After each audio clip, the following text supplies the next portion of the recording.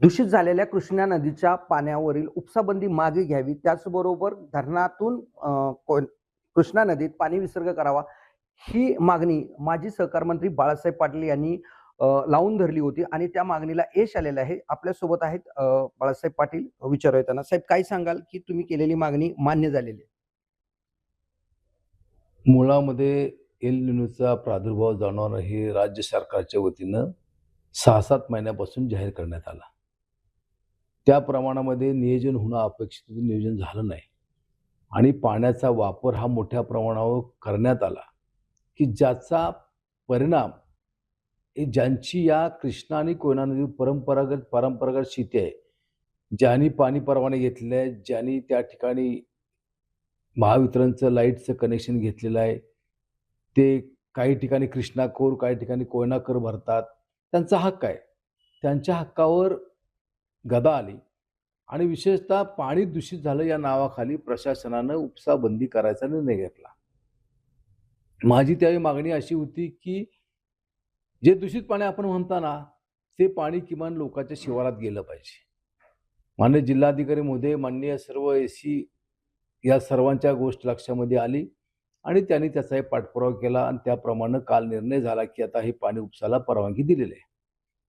त्याचप्रमाणे माझी त्यावेळी मागणी होती की कोयना धरणामधून जे पाणी पूर्वेला सोडलं जातं ते सोडत असताना त्या पाण्यापासून वीज तयार केली जाते. साधारणपणे 2100 क्युसेक एवढं पाणी पूर्वेला म्हणजे पाटण कराड मार्गे सांगलं जातं. आता यावेळी काय घडलं की पाण्याची टंचाई असल्यामुळं 525 क्युसेक्सनं फक्त पाणी सोडण्यात आलं वीज तयार करून. मग माझी मागणी अशी होती की कराडच्या प्रीतिसंगमापर्यंत हे पाणी येत असताना कराडच्या प्रीतिसंगमापासून खाली टेंबू योजना याचा 3.5-4 किलोमीटरचा मोठा त्या ठिकाणी पाण्याचा साठा आहे. तिथं पाण्याची गरज नाही कारण तो साठा ऑलरेडी आहे.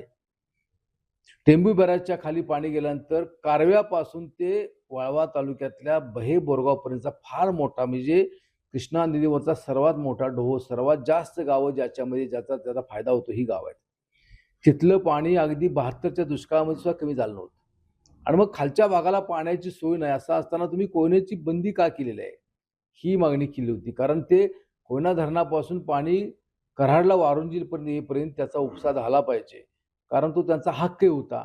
आणि ते पाणी इथं टेंबूच्या बॅरेजमध्ये आल्यानंतर किंवा टेंबूतून खाली गेल्यानंतर भयाच्या बॅरेजमध्ये गेल्यानंतर त्या बंधाऱ्यात गेल्यानंतर ते अतिरिक्त पाणी होत होतं. आणि ही मागणी मी मांडलेली होती, ती शासनानं मान्य केली आहे. निश्चित या अडचणीच्या काळामध्ये शेतकऱ्यांना एक चांगला प्रकारचा दिलासा मिळाला आहे. पण माझी आपल्या माध्यमातून विनंती राहील की दुष्काळी परिस्थिती, ती अतिवृष्टी परिस्थिती यामध्ये प्रशासनाने एकमेकाच्या हातामध्ये हात घालून काम करणं आवश्यक आहे. अशा जर प्रकारचं काम झालं तर असे प्रसंग त्या ठिकाणी उद्भवणार नाहीत. शेतकऱ्यांसाठी केलेली मागणी प्रशासनानं मान्य केली असून अतिवृष्टी असेल किंवा दुष्काळ असेल यातही प्रशासनानं समन्वय साधण्याची गरज या ठिकाणी माजी सहकार मंत्री बाळासाहेब पाटील यांनी व्यक्त केली आहे. दिनकर थोरात, TV9 मराठी, कराड.